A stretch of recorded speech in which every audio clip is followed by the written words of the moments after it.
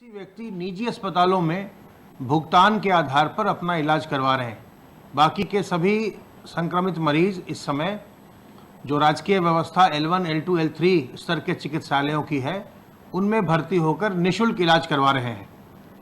अब तक संक्रमण के प्रारंभ से, अर्थात पिछले वर्ष मार्च में जब संक्रमण प्रारंभ हुआ, उससे अब तक 5,83,470 व्यक्ति संक्रमित होने के पश्चात उपचारित होकर डिस्चार्ज हो चुके हैं और इस समय रिकवरी का प्रतिशत 97.42% चल रहा है, 97.42%। संक्रमित व्यक्तियों में से आज तक 8,624 लोगों की मृत्यु हुई है। कल प्रदेश में 1,06,656 सैंपल्स की जांच हुई और अब तक कुल मिलाकर 2,72,05,975 सैंपल्स की जांच की जा चुकी है।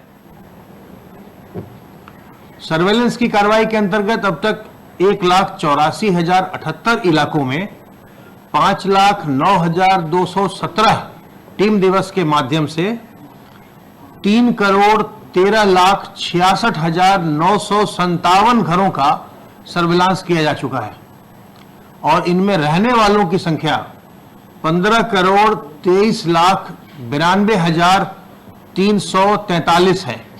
तो बहुत ही व्यापक स्तर पर सर्विलांस का कार्य उत्तर प्रदेश में किया गया है। कल रविवार था और रविवार को प्रदेश के सभी प्राथमिक स्वास्थ्य केंद्रों पर मुख्यमंत्री आरोग्य मेले का आयोजन किया जाता है। तो कल लगभग 3,400 PHCs पर, जो कि शहरी क्षेत्र में और ग्रामीण क्षेत्र में स्थित हैं, इन पर मुख्यमंत्री आरोग्य मेलों का आयोजन किया गया। इसमें कुल 2,71,952 लोगों ने चिकित्सकीय सुविधा प्राप्त की। इनकी जांच की गई और उन्हें आवश्यक दवाइयां आदि भी उपलब्ध करवाई गई। इनमें से 1,01,145 पुरुष, 1,29,203 महिलाएं और 42,604 बच्चे थे। जो कुल 2,71,952 लोगों की जांच की गई इन मेलों में पूरे प्रदेश में, उनमें से 4,355 लोगों को उच्चतर चिकित्सा केंद्रों के लिए संदर्भित किया गया। उन्हें हायर सेंटर्स पर रेफर किया गया आगे और अपनी जांच पड़ताल करवाने के लिए, चिकित्सा करवाने के लिए। और इन मेलों के दौरान कल 22,585 आयुष्मान भारत के गोल्डन कार्ड भी बनाए गए। प्रत्येक रविवार को सभी प्राइमरी हेल्थ सेंटर्स पर, चाहे वो शहरी क्षेत्र के हों या ग्रामीण क्षेत्र के हों, मुख्यमंत्री आरोग्य मेला आयोजित किया जाता है और इसमें कोविड के सभी प्रोटोकॉल का ध्यान रखा जाता है। इसमें आकर के हमारे जो भी ग्रामीण भाई हैं, बहन हैं, वो लोग हर रविवार को सुविधाएं यहाँ प्राप्त कर सकते हैं। इन मेलों में चिकित्सक सभी दवाइयाँ और जो आवश्यक जांचें हैं, जो नॉन कम्युनिकेबल डिजीज़ होते हैं, उनकी भी जांचें की जाती हैं। जैसे ब्लड प्रेशर है, शुगर की जांच है, ये भी वहाँ पर मेलों में ही हो जाती है। तो जिन लोगों को हाइपरटेंशन है या डायबिटीज़ है, उनकी जांच वहीं हो सकती है मेलों में ही, और उनको दवा भी उपलब्ध करवाई जाएगी और उसके बाद फिर बाद में अपनी निरंतर वो दवा लेते रहेंगे। तो इन मेलों का लोगों को लाभ उठाना चाहिए कोविड के प्रोटोकॉल के साथ।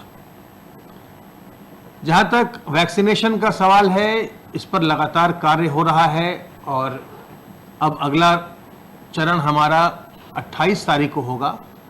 आगे के 2 सप्ताह के लिए यह प्लानिंग है कि 28 और 29 जनवरी और 4 और 5 फरवरी को कोविड का वैक्सीनेशन किया जाएगा और इन 4 दिनों में ही जितने भी हमारे अब हेल्थ केयर वर्कर अर्थात स्वास्थ्य कर्मी रह गए हैं, उन सबों का वैक्सीनेशन इसमें कर दिया जाएगा। इसके पश्चात जो फ्रंटलाइन वर्कर्स हैं, जिसमें पुलिस, होमगार्ड, राजस्व विभाग के कर्मचारी और जो सफाई कर्मी हैं इत्यादि आते हैं, उनका वैक्सीनेशन का कार्य तत्काल उसके बाद प्रारंभ हो जाएगा। और इसकी प्रदेश में पूरी तैयारी है, प्रशिक्षण है, कोल्ड चेन की व्यवस्था है, वैक्सीन की व्यवस्था है, कहाँ कहाँ वैक्सीनेशन किया जाना है, उसके लिए जो कोविन पोर्टल है भारत सरकार का, उसमें डेटा फीड करके उसको लगातार उसकी तैयारी, सत्रों की तैयारी की जा रही है। तो वो लगातार चल रहा है। मेरा अनुरोध स्वास्थ्य कर्मियों से और जो प्रथम पंक्ति के फ्रंटलाइन वर्कर्स हैं, जब उनकी बारी आएगी, ये अनुरोध है कि आप अपनी बारी का भरपूर उपयोग करिए और अपने आप को जरूर वैक्सीनेट करवा लीजिए, क्योंकि ये वैक्सीन बहुत ही सीमित मात्रा में उपलब्ध है देश में और बहुत लोग इसको लगवाना चाहते हैं, किंतु सरकार ने ये देखते हुए कि किन्हें ज़्यादा संक्रमण का खतरा है, कौन संक्रमित लोगों के साथ ज़्यादा संपर्क में आते हैं, कौन उनका इलाज करते हैं, इसके आधार पर प्राथमिकताएं तय की हैं कि किनको पहले वैक्सीनेट किया जाएगा, किनको वैक्सीन का डोज पहले दिया जाएगा। तो जब आपका चयन उस आधार पर सरकार ने प्राथमिकता के आधार पर किया है, तो आपको इसका लाभ उठा लेना चाहिए, क्योंकि जो लोग छूट जाएंगे फिर उनको अवसर नहीं मिल पाएगा। फिर बाद में जब दूसरे श्रेणी के लोगों का शुरू हो जाएगा, तो फिर जो लोग इसमें छूट जाएंगे, इन श्रेणियों के जो प्राथमिकता वाले हैं, फिर उनका नंबर आने में फिर बहुत समय लग जाएगा।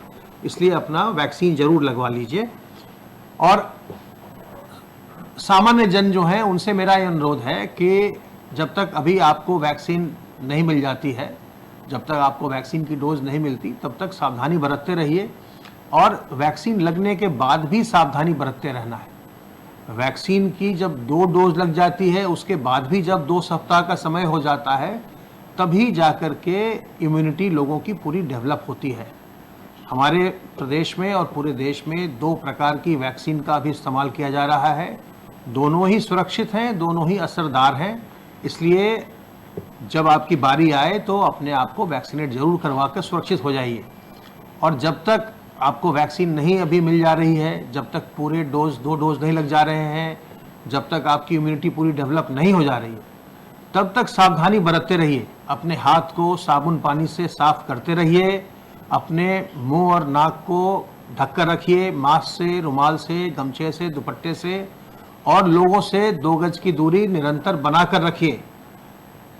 जब तक इसकी निश्चित दवा नहीं आई है कोविड की, तब तक बचाव ही सबसे अच्छा इलाज है। और संक्रमण कम जरूर हो गया है। जो आज एक्टिव इन्फेक्शन के केसेस का स्तर है, यह स्तर पिछली बार 1 जुलाई को था, अर्थात लगभग 7 माह पहले का जो स्तर था, उस स्तर पर अभी इन्फेक्शन आ गया है। लेकिन इन्फेक्शन समाप्त नहीं हुआ है, अभी भी रोज केसेस आ रहे हैं और रोज ही लोग इन्फेक्ट भी हो रहे हैं। तो इसलिए सावधान रहना बहुत ही आवश्यक है। और जैसा मैं आपसे बार बार अनुरोध करता हूं कि सावधानी ही और बचाव ही सबसे अच्छा उपचार है इसका। और जब आप इससे बचाव करते हैं तो केवल कोविड से नहीं, बल्कि और कई बीमारियों से भी आपका बचाव होता है। जब आप अपने मुंह और नाक को ढक कर रखते हैं, लोगों से दूरी बनाते हैं, तो आप जो H1N1 है अर्थात स्वाइन फ्लू है, उससे भी बचते हैं, ट्यूबरकुलोसिस से भी बचते हैं। जब अपने हाथ को और घर के बच्चे के हाथ को बार बार आप साफ करवाते हैं, तो बच्चे को डायरिया, डिसेंट्री भी नहीं होती। ये हाथ गंदे होने से भी बहुत तरह की बीमारियां होती हैं। तो कोविड की सुरक्षा करने से हम और भी कई बीमारियों से सुरक्षित होते हैं। तो सावधान रहिए, सतर्क रहिए। कोई भी उलझन आए, कोई भी मन में शंका हो, तत्काल हमारे हेल्पलाइन नंबर 1800 180 51 45 पर फोन कीजिए। और ये ध्यान रखिए और याद रखिए कि कोविड के लिए जांच की व्यवस्था और इलाज की व्यवस्था प्रदेश में सरकार के द्वारा बिल्कुल निःशुल्क है। तो सावधान रहिए, सतर्क रहिए, स्वस्थ रहिए और प्रसन्न रहिए।